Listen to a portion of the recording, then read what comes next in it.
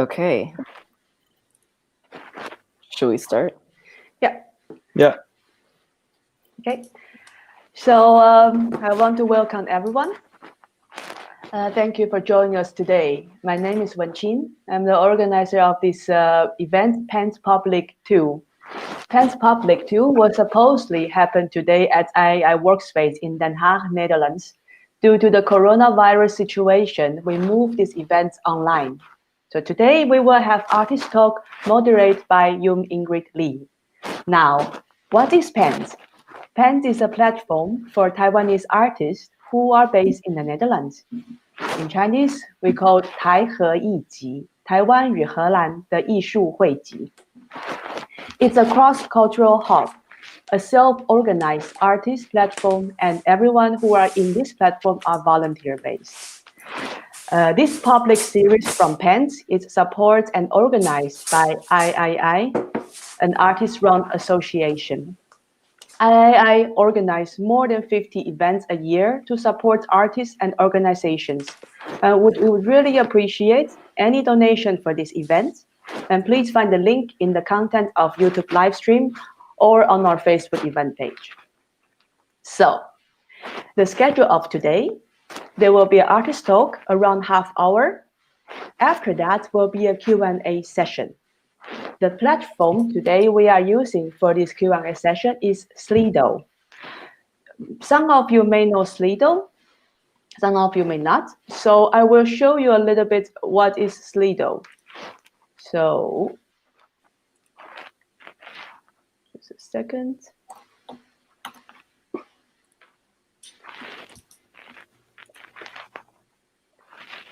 So if you type slido.com, you will enter a Slido page. And in this page, you need to enter an event code. The event code for this event is 22072. When you enter the event code as join, then you are in the page of asking questions. As you see now, there are already people asking questions. So in this way, you can ask your question anytime you want before the Q&A session.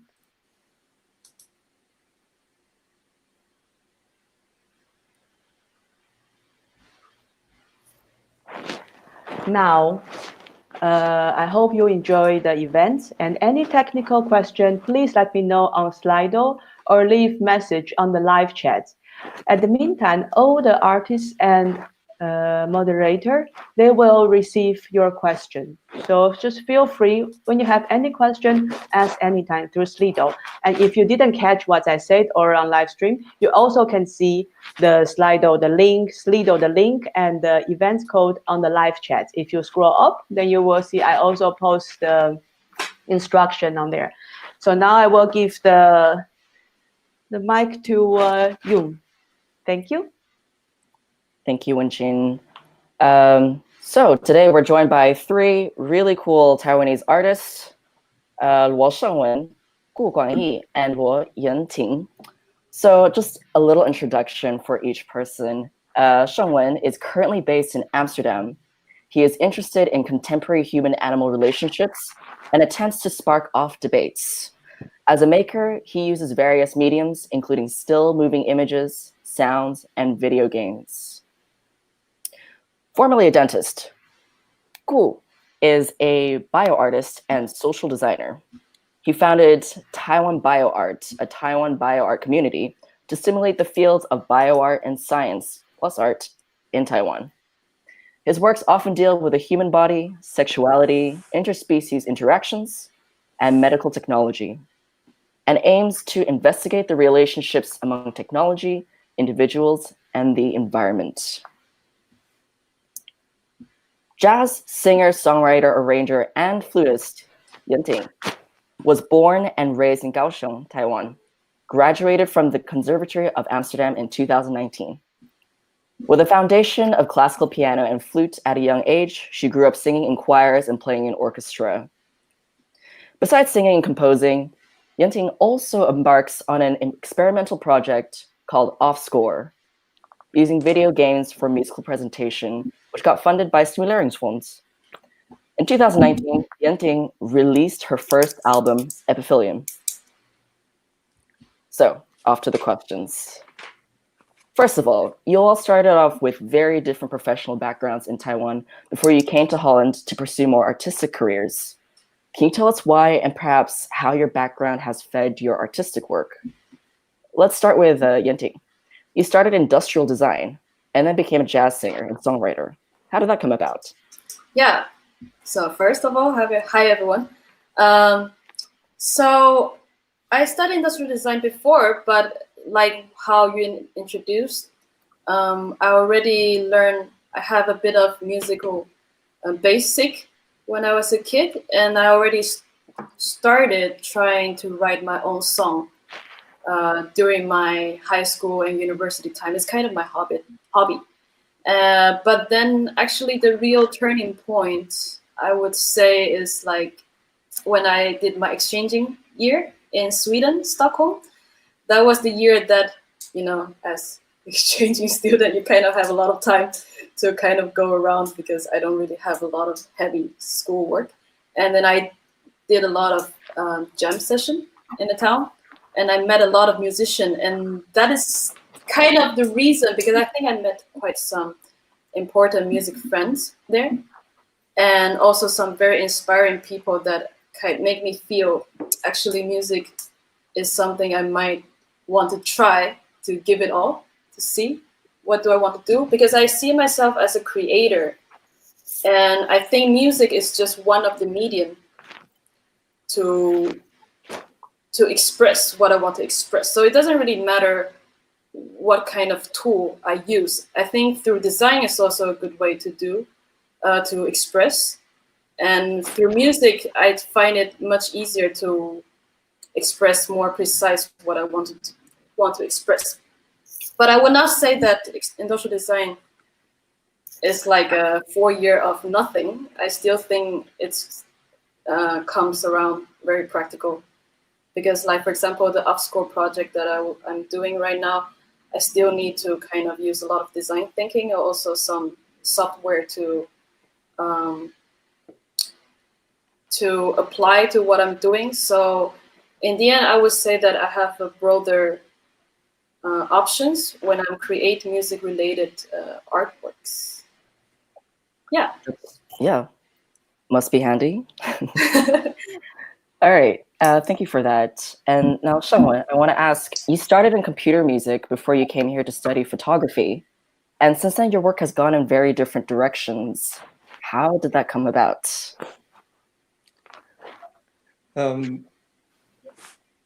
Well, I did study computer science and electrical engineering when I was in a university in Taiwan. I want to perhaps credit the culprit of this change is my roommate in my freshman year, and he's a very curious student. He studied international business, but he invited me to go to different classes around the university, including mathematics, philosophy, foreign language, psychology, etc. And I just found out that the world is much bigger than I thought. And I only have one life to live, and perhaps this world is too interesting for me to become an engineer. And I want to explore more possibilities. I mean, if I become an engineer, I think that life will become very predictable. It is as if I can already see what will happen, and what will develop, and perhaps even how I will die. It's so it seems so predictable for me, and for me, I really like surprises. And being an engineer or even an acoustic engineer does not satisfy this pursuit of surprises. So I decided to do something else. An inspiring response. Thanks for that. Now, Kuang-Yi, you actually had a background in dentistry. How was the transition into the field of bioart, and where did you get your start? Yeah, I think my answer is a bit similar to Seng-Wen. But it's a very long story and journey, but I keep it short. After graduate from dental school, I work as a dentist, and also because I love science, so I went to a science school for learning scientific research method. And during that period of time, I was kind of frustrated about scientific research and also the life of dentist. So I quit my degree and I went to a design school in Taiwan. So I got my second master degree of design. The first one is Master of Science. The second one is Master of Design. Then after that, I found out it's extremely interesting to combine art, design, this kind of creative practice with scientific research and medicine. So I found out there is a group of people who is working on this kind of art science collaboration all over the world. So I started my career to be a bio artist, let's say, and I found a lot of bio artists and people who work in art science discipline. They are all gathering in the Netherlands. So at some moment, I just came to here. Okay, nice. So being that this is the platform for artists in Netherlands, Taiwan, I do want to ask about how people in different contexts perceive your work. So the Dutch audience, international audience in general, and also what about the audience in Taiwan? So firstly, Seng-Wen and Kuang-Yi, your works have a lot to do with relationships between humans and non-animals, and about animal rights, but also about putting yourselves in the position of animals. I'd like to ask you about your personal relationship with animals and what your motivations and maybe goals are in your work. And yeah, how is your work received? Let's take a peek first at Seng-Wen's extendable ear project. Let's see if this works.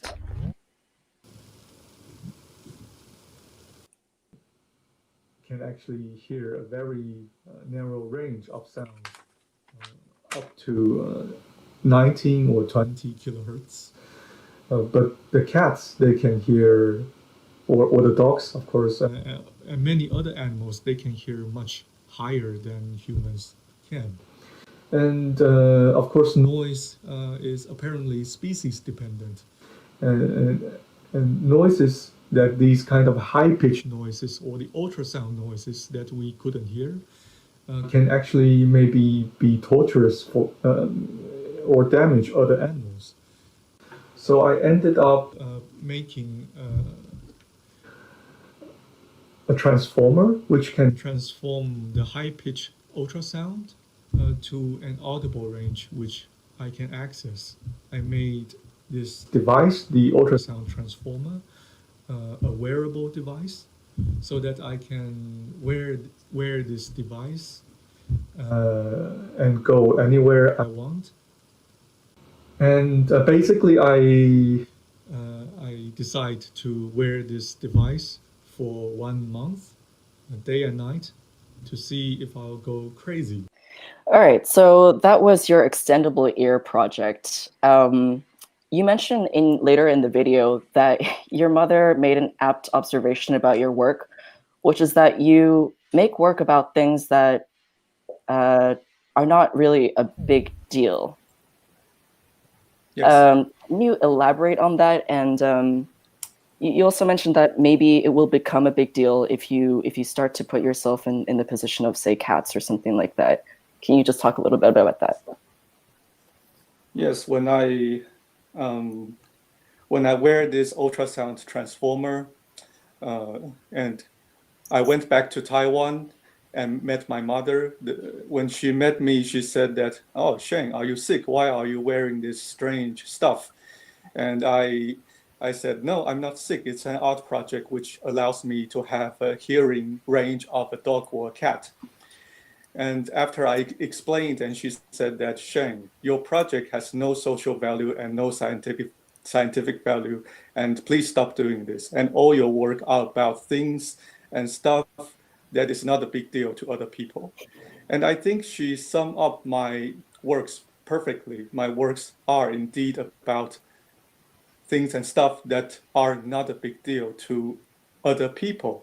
And I think it is exactly this problem. We have taken our lives for granted in multiple dimensions, in multiple ways, and we often forgot about the things that we couldn't hear, couldn't feel, couldn't see, but those things do exist. And I thought that in this project, I can perhaps tap into these things that we couldn't hear or couldn't see. But perhaps other animals, they can access these sounds with their hearing built in. And I think that, of course, it is not a big deal for other people because we cannot hear it. We cannot hear the noise. But if I switch my position as a cat or as a dog or a rat in a laboratory, what will happen to me? This is what makes me curious. And if this experience become a big deal for me, perhaps it is also a big deal to other species. That is what I'm trying to explore in this project. And do you find that there's a difference between different audiences that you show your work to? Yes, of course, my mother concerns about my health, of course, but the other people around me also have a lot of interesting responses. For example, my colleagues, the fellow residents at the Rijksakademie, they are extremely concerned about my condition that month, and they will ask about my feelings or my stress when we are having lunch, when we are having dinner. So they all concern me a lot, and also some of the doctors I kind of consult with, they advise me not to do the project because it might damage either my hearing or my brain permanently. So suddenly I got a lot of concerns from different kind of people. Somebody are very curious about how this will go on, and somebody are really worried about me. And this is very interesting because in this project, I take the position of a lab rat. And suddenly, a lot of people are concerned about this experiment or semi-pseudo experiment. But actually, almost nobody care about the position of a real lab rat in a laboratory. It's just because I'm a human, I do this experience, do this experiment that other people began to concern about all these kind of questions. So that is a surprise for me during this period as a human. Yeah, no, that's fascinating. I guess in a way you kind of achieved your goals already, at least to a small audience.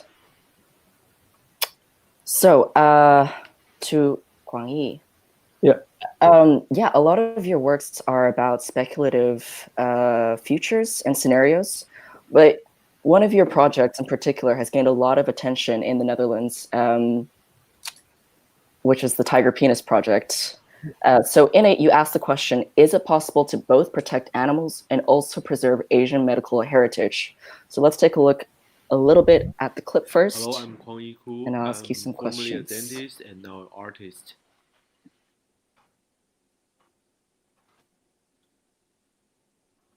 Win-win system to both protecting animal and also preserving the Asian medical heritage. So I made another project. It's called the Tiger Penis Project.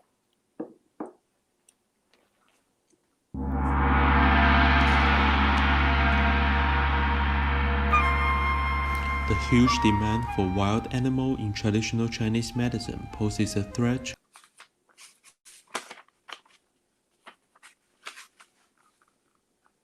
to endangered species. such as the use of mainstream Western medicine. Therefore, Tiger Penis Project aims to resolve the conflict between health, culture, and environmental conservation through a new interpretation of TCM. In the speculative scenario, future Chinese medicine uses emerging biotechnologies to hybridize animals, which symbolize sexuality in different cultures like oyster and octopus in Japanese pornography. The hybrid animal part, which is culturally stronger than tiger penis, can replace the illegal poaching. I also derived this project with participatory performance for public engagement. The participant experienced this scenario by the whole process of going to a future clinic. This project uses design as a research method to hybridize TCM and Western biotechnology for speculative medical field future with more possibilities.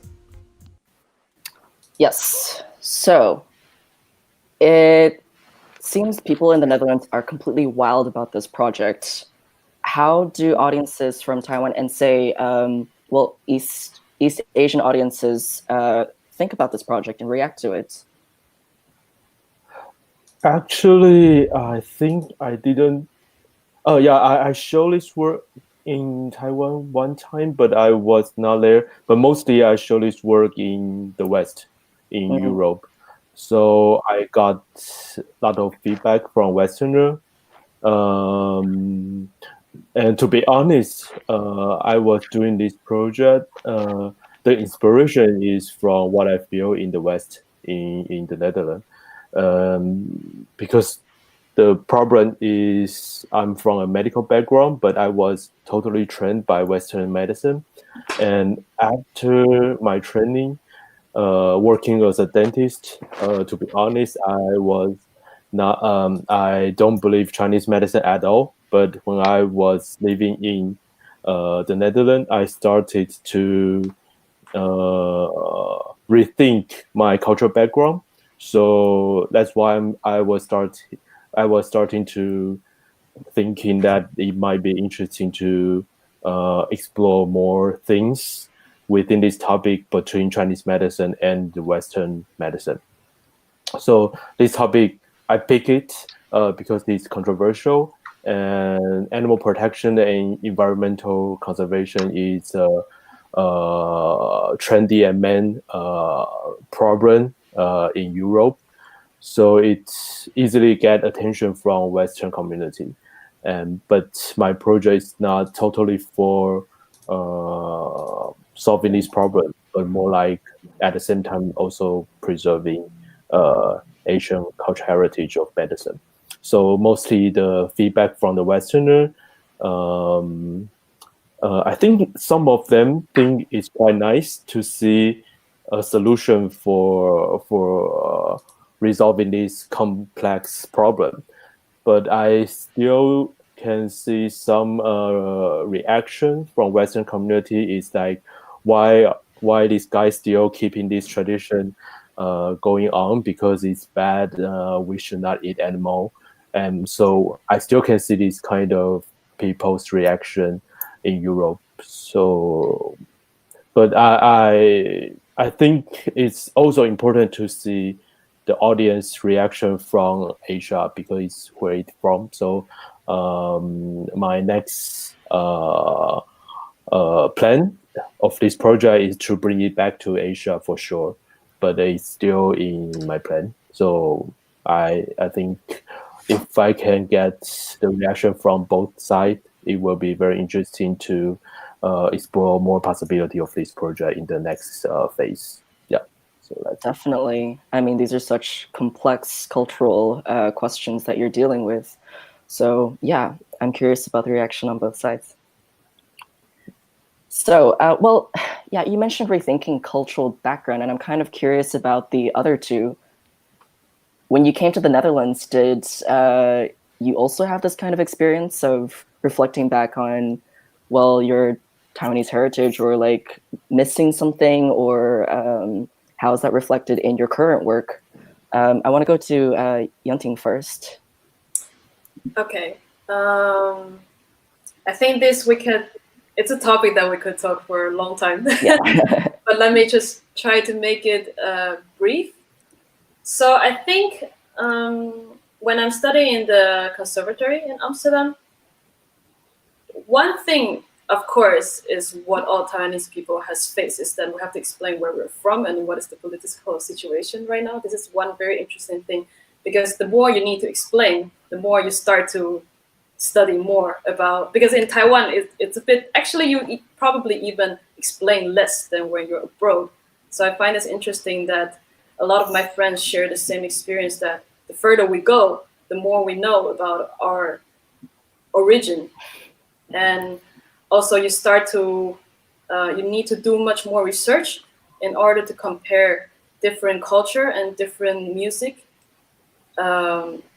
Different kind of cultural heritage.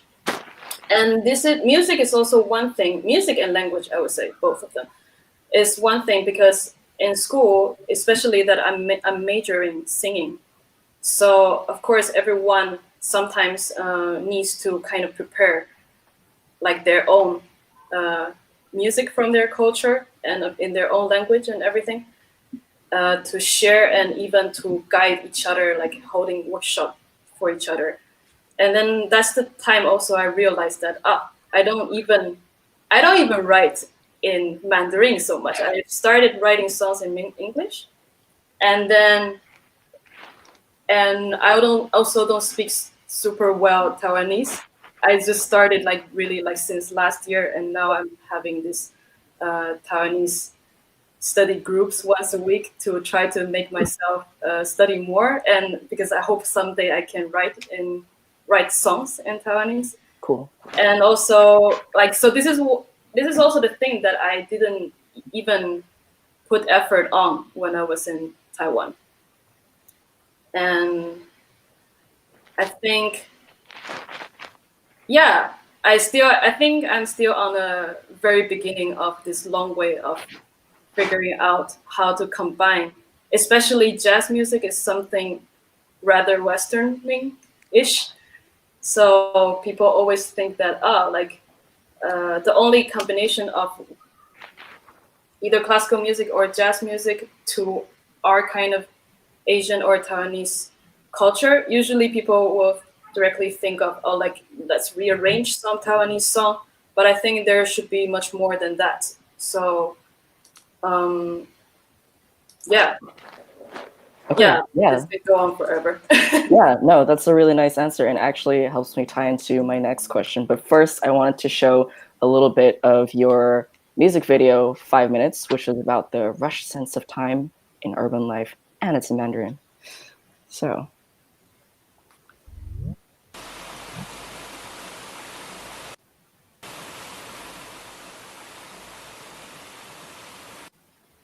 点杯咖啡，卷根烟来片口香糖，还是哼你首歌？你都想着未来，还是忆着过去呢？你都想什么，又都不想什么？多出来的这5分钟，你都拿来做什么呢？点杯咖啡，卷根烟来片口香糖，还是哼你首歌？你都想着未来，还是忆着过去呢？你都想什么，又都不想什么？多出来的这5分钟，我脱下眼镜，练习在你鼻头上的空洞，与远远那棵树之间，前前后。 Yeah, so that's a little bit of Yen-Ting song, 5 minutes. So you write in the description, you can't do much in 5 minutes, yet life is but the sum of many 5 minutes. What do you do with it, this 5 minutes in between your life of hustling? So I guess I'm wondering now, how do you feel about that now in quarantine times? I think it's very funny now that everything is forced to slow down. Because, well, I think personally I already slowed down a lot of my pace since I came to Europe, because before in Taiwan I'm someone who's really focusing on efficiency. But then after I came here, I realized that doesn't work. No one would really cooperate with me if I focus on efficiency. So then I'm forced to slow down already. But then now it's even much more obvious. For example, I would say that this friend, she will let me know today or tomorrow. But if you compare to before, it would say like, oh, she will let me know in 5 minutes or in 10 minutes. Like the unit has been changed. And also I feel now, because like people in Europe now spend most of their time at home, and we have a lot more time. Like, for example, we don't need to calculate so much about when do we need to go out, and we don't need to kind of always calculate which train we need to take and everything. So this is because this song is basically talking about how do you value every time and what kind of unit are you talking about. And in the music video, I try to depict the rushy urban life. And in this kind of urban life, you will feel that actually, because you are so busy, you actually don't really you don't really realize how time goes. And then you will feel like, oh, after I finish work, after I retire, I'm going to have a lot of time. But actually, all the time is the same, you know, like this 5 minutes that you choose to work, the time you choose to relax, they're all the same 5 minutes. And this is what I want to talk about of how we stretch or how do we squeeze the time. Yeah, and I also I'm kind of attracted by this kind of passive negative romanticism of it's a bit, some people say that this is very Zen-ish, that you stop talking about you must work hard to go to the top, but instead you talk about that we all have just this same life, but then how do you value it? Is it more important to make your mental health, maintain your mental health, or is it more important to achieve something? It's all very different from one to another. And how's this this period in lockdown affected your work, actually? This is I've been thinking a lot about this these days, because of course some concerts got canceled. And I also think that I have so much time, maybe I should do, you know, like a lot of people are doing streaming every day. And also I seem to have much more time to write music. But then I've been thinking about the necessity of productivity, because, you know, sometimes to slow down and observe things, this is also part of the creation. For my defense, of course, some people will say, wow, you're just not working as much. But then I really feel you don't need to force yourself. Maybe everyone, this world could see this quarantine moment as a breathing rest, kind of. And it doesn't mean that you need to force yourself to always make the most use of the time. Yeah, I'm not so sure. I'm also curious of how like Kuang-Yi and Seng-Wen think about this. Yeah, let's ask them. So Seng-Wen, how is this affecting you right now? I agree with Yen-Ting just said. Slowing down and taking some time to reflect should be somehow integrated to an artist career. So this month I really slowed. Like I take a month and did practically nothing about art, which is also very nice. And I think it is very important to have to sometimes also have the freedom of not doing anything. And it is perhaps exactly this vacuum we sometimes need in order to have something new or something interesting to flux back into our practice. And I think this is quite an important period for me, with the freedom to do nothing as well. So I don't really take this situation as a bad situation, or at least for now. I mean, as creatively as a creative, of course, it's a bad situation, but for creativity, I mean, it is not necessarily too terrible because I can still use this time to perhaps do nothing, and do nothing is actually quite a big thing as well. It is actually very difficult to do nothing. It's like not eating. It's not eating is also a very big thing, and do nothing for me is also a very big thing. All right. Well, I hope you enjoy this period while you can. Thank you. And now to Kuang-Yi. You're actually in Taiwan right now, and things are slightly different. Can you just tell us a bit about what the situation is there? Yeah, it's a bit different from the Netherlands because before 2 weeks, I was in the Netherlands and most of my work was cancelled or postponed. But my event and work in Taiwan, like in May, I have a presentation in a gallery, and it's still going on. So I decided to go back to Taiwan earlier because you have to do the quarantine for 14 days after arriving in Taiwan. So yeah, all of my work in Taiwan is still in a green light, so I still need to work on them. And most of my schedule in Europe, and all of them are postponed or cancelled. So I do see a big difference between different country and different culture when they are facing this kind of virus situation. So it do affect artists' career, I think. Yeah, and yeah, so yeah, of course, I also slow down a bit of what I'm doing, but I'm totally not used to it. I'm a workaholic. I love working. I love working 24 hours. Okay. So the opposite to the other two. Yeah, totally opposite. So I'm also not used to the culture in the Netherlands. So yeah, for example, most of my project needs collaboration.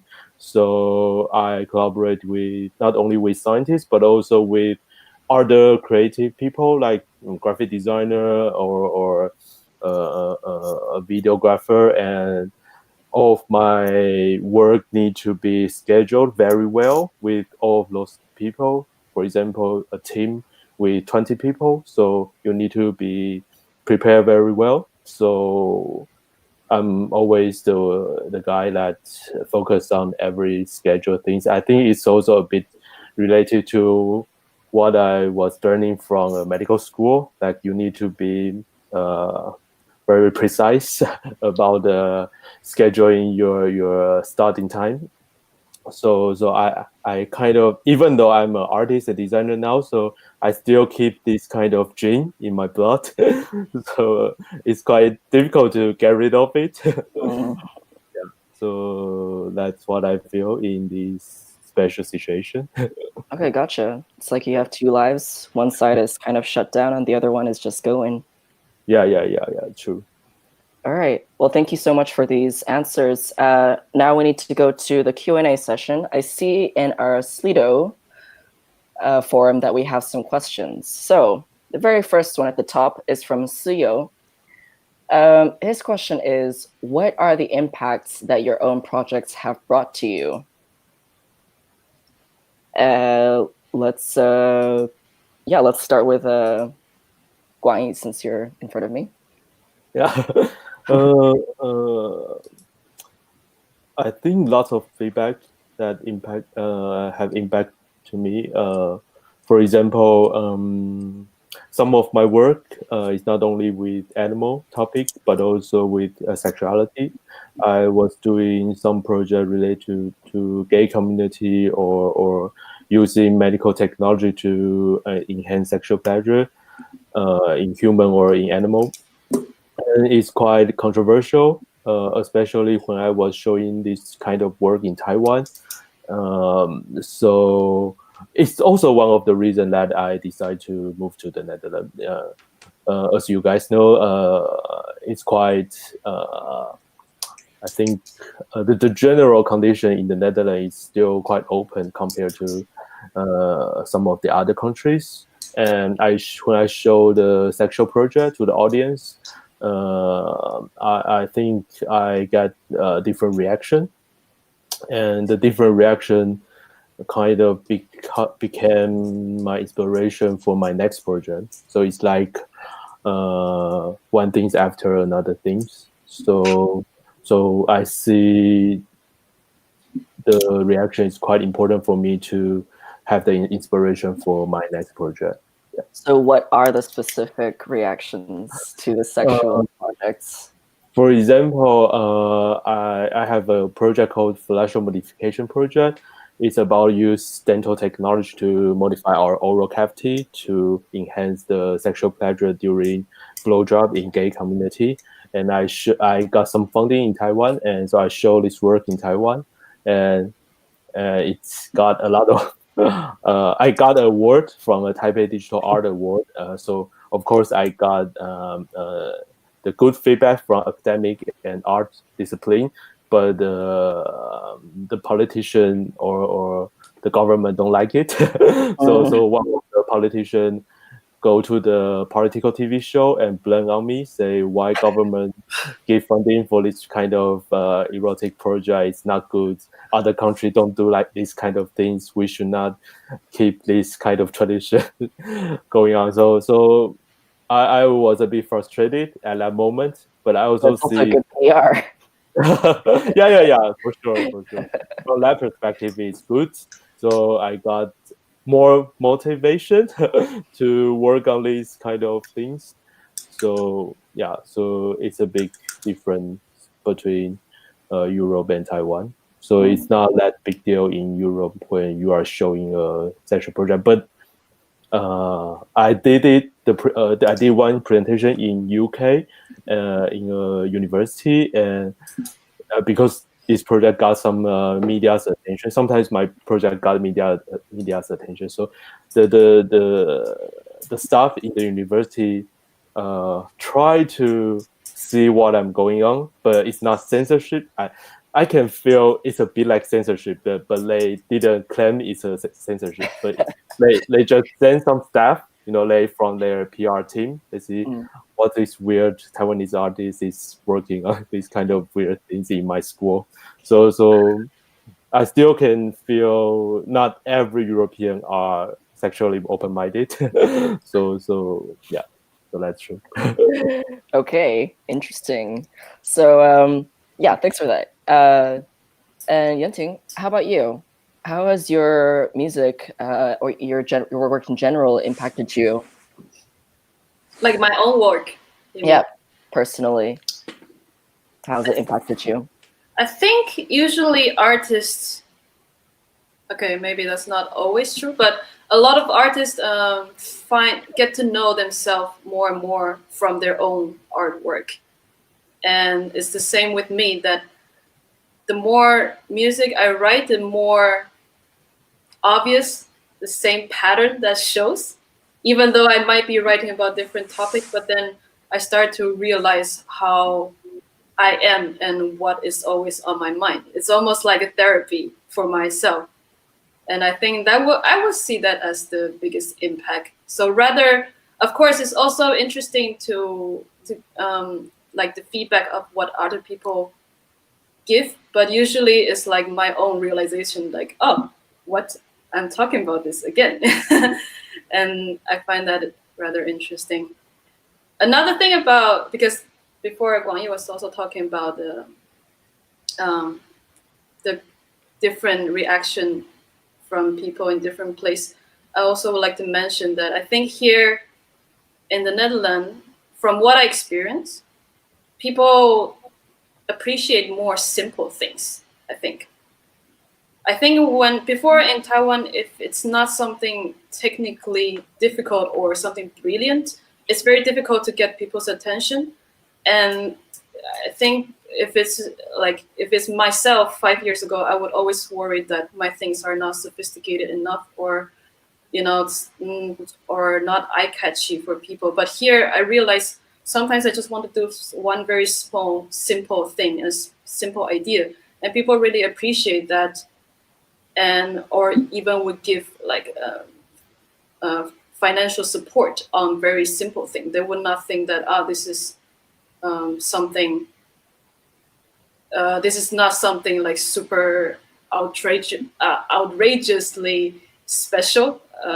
That's not always their first concern. So that's the different culture surrounding, I would say. So is it less likely to get funding in Taiwan for things that are not necessarily, a spectacle or virtuosic? I actually have no idea because I never received. I guess so because I never received funding from Taiwan. Okay, well then. Never succeeded, but I was also surprised that my project, like the Oxford project, for example, that got sponsored here. Despite that, I'm not even a Dutch person and I don't have like super fancy resume, but they just like this idea. They think that, sounds cool, give it a try. And I actually got very encouraged by this gesture, means that they probably appreciate this. And also with my music, that people don't really care that sometimes it's simple. They just think that, it sounds good. We get what you're saying rather than, fancy things. Yeah, not always, but just general. But more so. More so than other places. Yeah. Okay. That's really nice to hear. And how about you, Seng-Wen? For me, what I learned from my project is actually not from the audience, but from within, from the project and myself. By that, I mean that I am often scared by my plans. I was totally terrified before I wear my stupid jacket to the Arctic.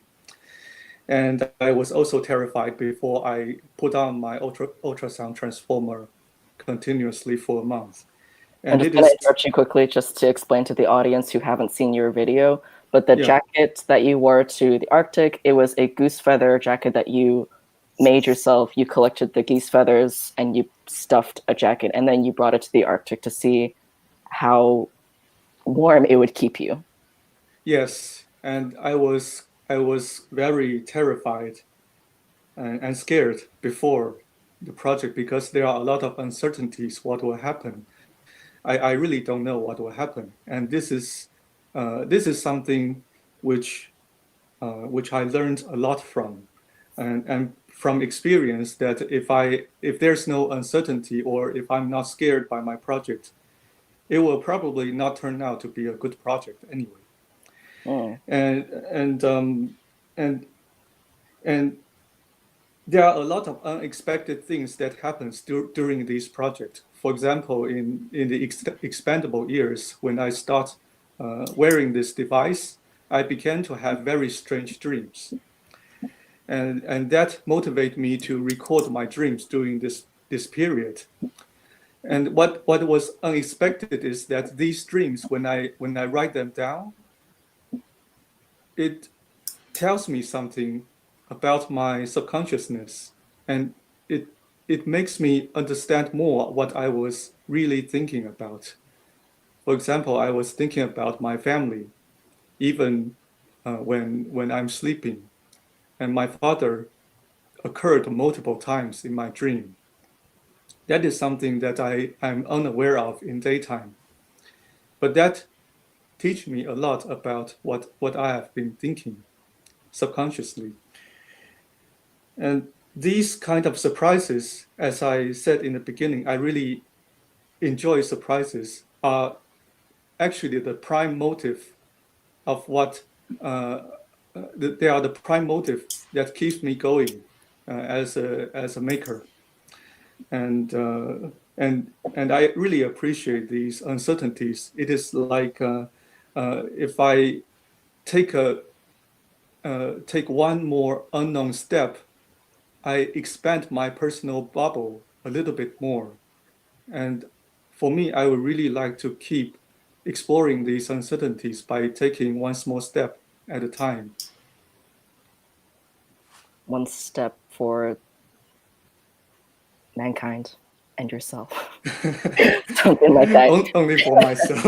Only for yourself. Okay. Yeah. So I'm going to go quickly to the next few questions because we are quickly running out of time. The next question is from Lin Hui.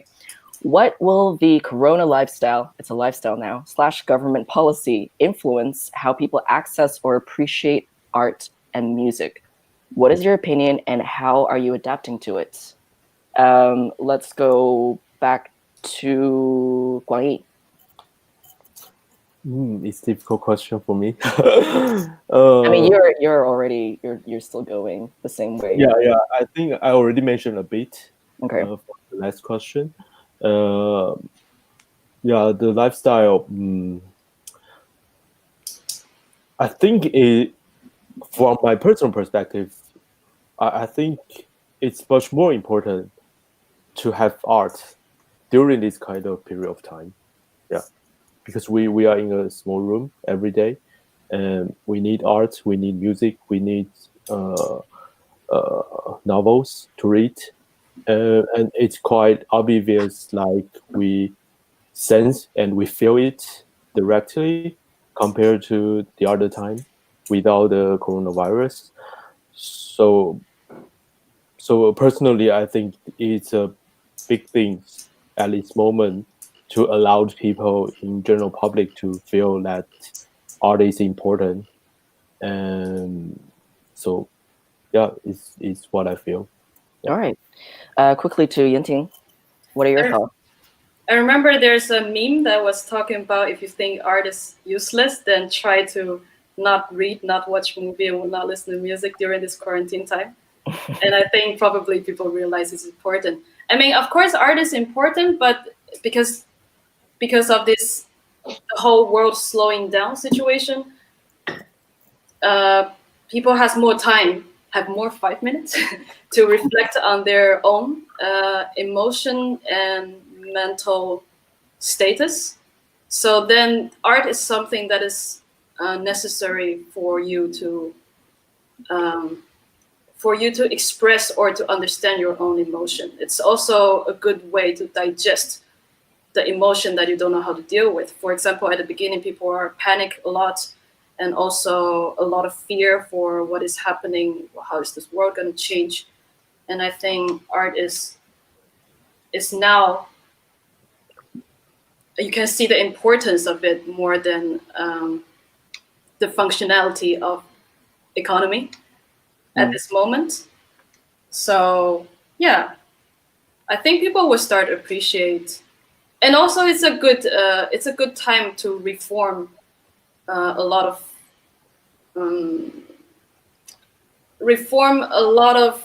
like a new system, new platform for people to show their thing, to show their art, or even to join the creation for people who are not originally artists. Actually, this is also a good time for them to experience, either enjoying the music, art, or to create art. So I think it's nice from the art point of view this time. Okay. And are you adapting the way that you're showing work now, or are you planning to take this resting time? Or like I said before, I'm planning to actually take this resting time, but because I'm still not someone who is good at taking full rest. Even if I'm physically taking rest, I'm still mentally worried about the next step and everything. But now I'm trying to convince myself that it's important to, like what someone said, it's important to do nothing. It is a challenging thing for me. All right, thanks for that. And Seng-Wen, you already talked about this a little bit, but do you have anything else to add before the next question?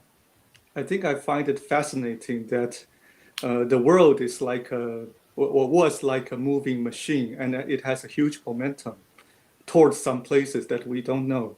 But it surprised me that it is a non-human, the virus, that actually stopped this machine for a while. I mean, it is not a scientist, it's not a philosopher, or it's not any government that kind of like stopped this machine, but it was stopped by a non-human, the coronavirus. And that is something that I think I find very interesting, because it makes me think that changes may, or the things that drive the change or turn the world may come from unexpected sources. And it kept me thinking that perhaps art or creativity could also be the source. Usually people think that, oh, science and engineering are what is driving the economy, but perhaps there are some other way of looking at this world, and what can an artist do in this world? I think we can rethink this question by examining the momentum of the world and what is driving or stopping the momentum, the forces. I think I'm quite fascinated by this situation, actually. Mm-hmm. All right. Now, next to going on to the next question, I'm going to skip one because we kind of already covered the interesting interactions from visitors. So from Anonymous, for Seng-Wen, how do you connect the sound experience to your photography work? And how do you make the choice of the exhibition presentation with mixed media? I think I have not been thinking about how I will show the work when I was making the project. And only before I have to translate my work to a space or to an online media, then I began thinking about how I can adapt this work for either a museum or gallery or a website. So that is a very good question.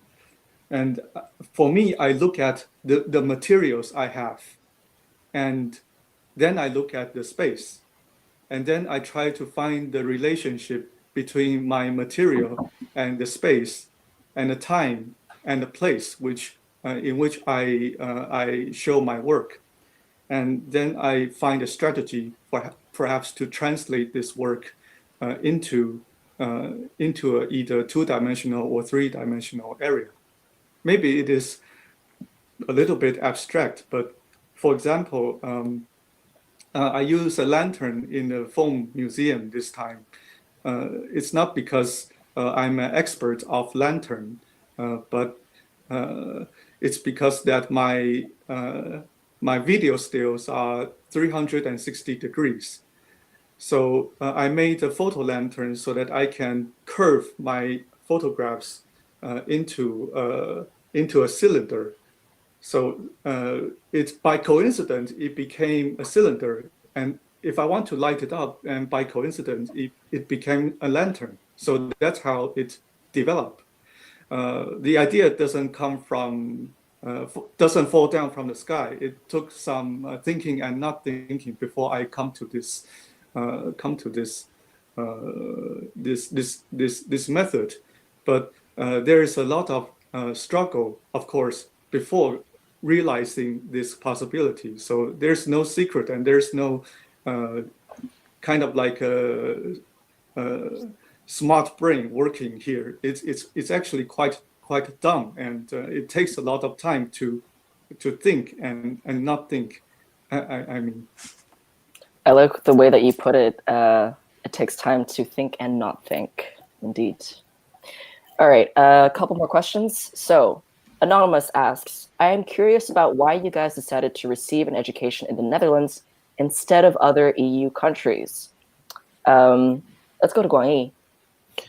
For me, it's quite clear for this question because before going to the Netherlands, I did some research about bioart and art and science, this discipline, and I found out there is existing environment of bioart and art science in the Netherlands. So in some of the school, they teach this kind of subject, and they have institution, organization who is working on this topic.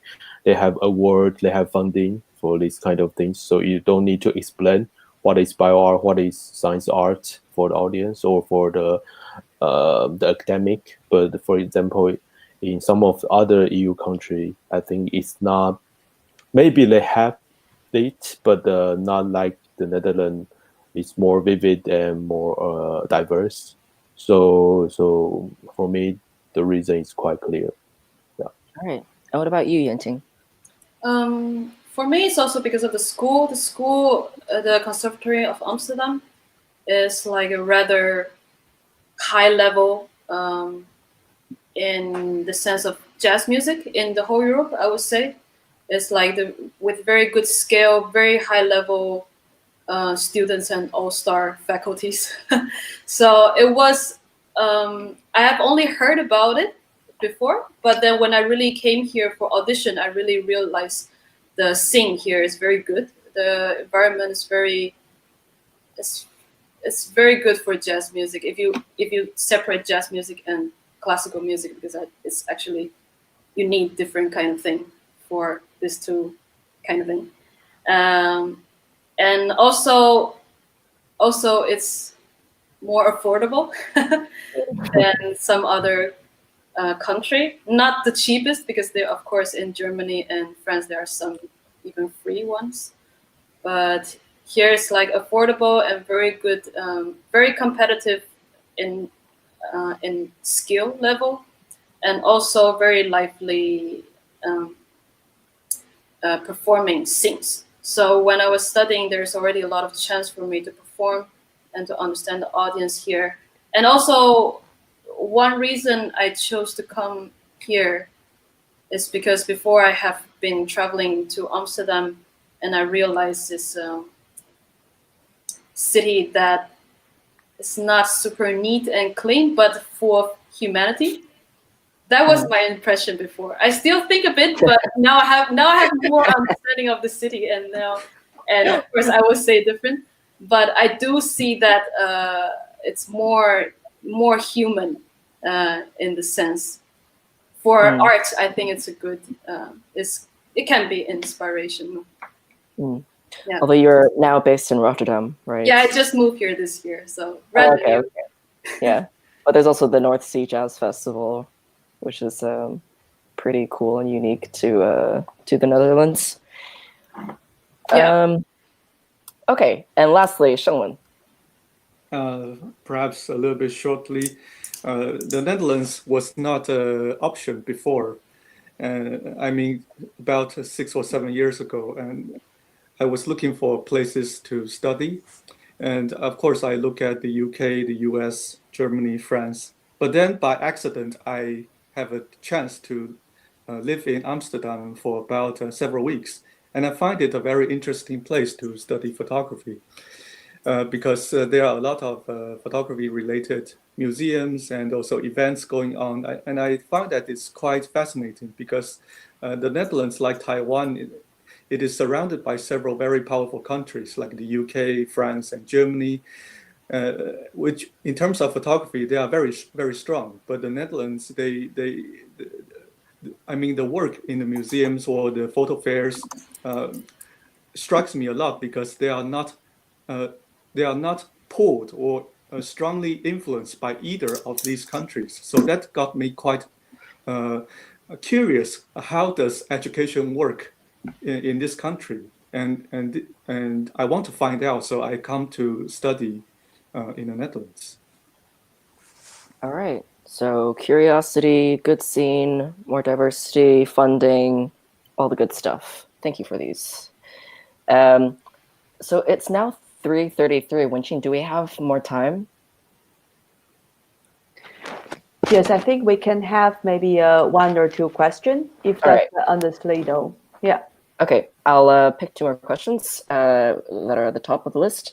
So next is, could you share some ideas regarding the driving force to keep you creating, organizing these projects, especially to challenge the overall social trends? Yes, ideas regarding the driving force that keeps you organizing, creating, especially to challenge overall social trends. So, who wants to answer this first?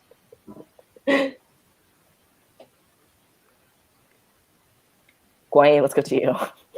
Okay, I think most of my work is reflecting the existing social problem or social trend, let's say. So a lot of my inspiration is from what happened in the world. the gender problem, ethical issue from emerging medicine, these kind of things. So that's why I'm very curious what the reaction from the audience. And the motivation, I think, I a lot of people will ask artists or creator, like, how can you get the inspiration? Do you have the problem to lose the inspiration at certain point? But for me, this question is quite difficult because when I was starting my career of artist, I don't have this problem until now, because I always list like 15 to 20 ideas in my notebook, and each of them might need 2 years to 3 years to complete. So my problem is I don't have enough time to complete this project. So my problem is too many ideas, too many inspirations, but I only have one life. I'm 35 years old. If I died in 85 years old, maybe I only have 50 years. So I need to calculate how can let's the workaholic part. All right. So, your ideas are never exhausted. You'll be going for a while. That's good to know. So all right, thanks for that. Seng-Wen, what about you? For What's me, your driving force? For me, there are two aspects of this driving force. The first one is social, and the other one is personal. The social driving force is that I don't believe that art can or anything can make a good conclusion. I mean, not even science. I mean, if we want to perhaps think about social problems, I don't think it is a smart strategy to enforce a conclusion on anyone. But art is a very good medium because it can spark debates. It can spark questions spontaneously, either from the artist or it can smuggle some idea into the audience mind, or smuggle some questions without them knowing it into the audience mind. And these questions are not conclusions, and it makes the audience perhaps ask more questions about what's going on in the society. I don't believe in conclusion because, or at least I don't believe in static conclusion, because it's a changing society.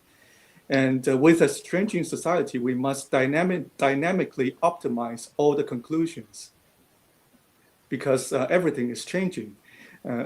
In order to achieve a dynamic conclusion, we have to keep discussing, keep asking questions. And I think art is the ideal strategy to perhaps implement this. And the second drive is personal, which I mean, I don't need a drive at all, because I like what I'm doing. It's like PE. You cannot hold your piss. You don't need a driving force for PE. And for me, it's the same personal driving force to make work as well. It just happens. It's a bodily function. You cannot hold it for too long. Gotcha. Thank you for that. And now on to Yen-Ting. Okay, so I understand this question as more of how do you get inspiration? What does how do you, I mean, the driving force part, I see it more as how do you get more ideas to do? But I'm also the kind of person who have too much idea and too little time to execute it.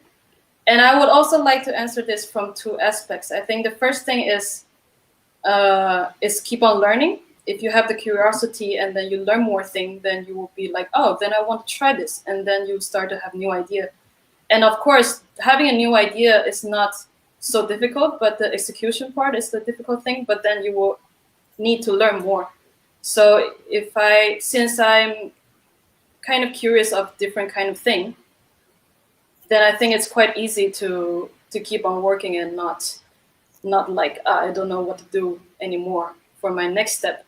Like the Upscore project, it's fun as for a short explanation of what it is. It's an interactive music album that me and my boyfriend, who's a game developer, we're trying to do together. And this is something that we're trying to create a new listening experience, because it started with like me figuring out people don't really listen to the lyrics so much, and we're thinking like, oh, how do we make people engage more with music? And maybe we could design like a game for each song that people are forced to pay attention to some part, or we make it, in the end we try to make it like they're playing more like a complementary role, that this is not just music and the game is not supporting, the game is not made for the music and the music is not made for the game. It's just like they're together as one storytelling. So then this has a lot of new thing for me to learn, because I've never really developed a game before. So then this whole year that I have to encounter actually a lot of new thing, and music, just like what I said at the beginning, music is just one of the tools for me to express. And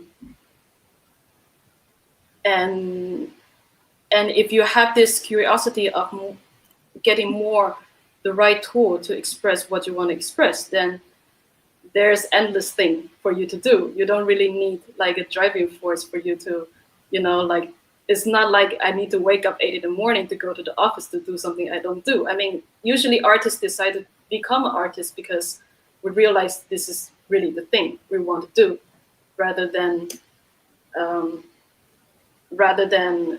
other stable job, right? Let's say most of the time is that case. And another thing I want to say is, I think I also see music as a language to express my emotion. So most of the time I have to write music because there's this emotion that I really have to say it out, but I don't have the right word to say it out. Then I have to create this music to say out. Otherwise it feels super, I don't know how to say. Constipated? I don't know.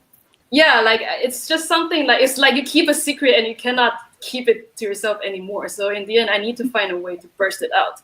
So this is like the two big reason for my creating inspirations. All right. So it seems along the three of you, Seng-Wen's analogy maybe holds true. You just can't hold it in for too long. Exactly. All right, then. Very last question. Let's see. Would any of you consider returning to Taiwan and develop your projects based more in Asia or Taiwan at a certain point? Yen-Ting, let's start with you again. So this album I released last year, I actually released in Taiwan. I mean, release in Taiwan, this doesn't really, well, the location doesn't really matter anymore from what I'm doing actually. But through the platform and where you can buy the product itself is actually in Taiwan. So I think I might just keep on doing like this. Like in the sense of you will be able to find my artwork wherever you are, and the location where I work actually doesn't really matter much. Yeah. All right. Clear? And Kuang-Yi, what about you? I think because some of my work, no, most of my work was partially funded by Taiwanese government and partially funded by Dutch government. So usually I do my presentation from both sides. So sometimes I work in Europe and sometimes I work in Taiwan, so or other Asian country or region. So generally I spend half of my time in Asia, half of my time in Europe. And when I was in Taiwan, usually I have another position is to promote the field of bioart and art science collaboration, because in Taiwan it's quite still very rare to do this kind of practice. So more like introduce how creative people in Europe to how they do this kind of art science collaboration and bring this kind of experience back to Taiwan. So also help some of the organization to develop their own system of art science collaboration. So that's my plan. Very cool. And Seng-Wen, what about you? From my experience in college, I know that I suck at making long-term plans. So I really don't know what will happen to my future. And as I said before, I appreciate this uncertainty. So perhaps I stay in the Netherlands or elsewhere, or perhaps I go back to Taiwan. I really don't know. And my personal life and my work influence each other iteratively. They one influence the other, and I take one step after the other. So to this question, I really don't know. That's a fair and honest answer. Well, it looks like we have definitely run out of time. Thank you guys so much for taking your time to come to this event, to answer all of our questions. I'm definitely big fan of all of your work. To the audience, if you are interested in seeing and hearing more of these artists' works, you can go to the III website, that's instrumentinventors.org, or Facebook and Instagram, both of which are at Instrument Inventors, and you can find the bios. And on the Facebook page, you can find the videos that we were talking about, that we showed a little bit of. So I'll hand this off to Wen Chin. Yeah. Okay, I want to thank you for listening and participating in this event. I find it's so touching. All the topic you talk about is also relate to my own art practice. And I think all our audience is also, most of them, we also feel the same way. So I find it's really a precious moment. We can have this moment to talk about that. And I want to say I'm sorry that we couldn't answer all the questions from the audience. But if you have any further questions, what Yung say, you can find their websites on the IA website or on our Facebook events page. So you can contact the artist to state your questions. I think they will be really happy to answer you. So, and then I want to say again, like, we will really appreciate any donation for this event. So you can find the link of donation in the content of this YouTube live stream, or on our Facebook events page. And at the end, I would like to thank for our funding partner, the Municipality of The Hague, Stroom Den Haag, and the Creative Industry Fund NL. Then stay tuned on our next event, Online Crystal Radio Workshop with Peter Fleming. You can find the information on the IA website, and thank you, and hope to see you next time. Thank you. Thank Thank you. you. Thank you, Yen-Ting. Thank you, Kuang-Yi. Thanks you for moderate the whole event. Of course. Thank you. Thank you so much. Shall we stop the live stream now?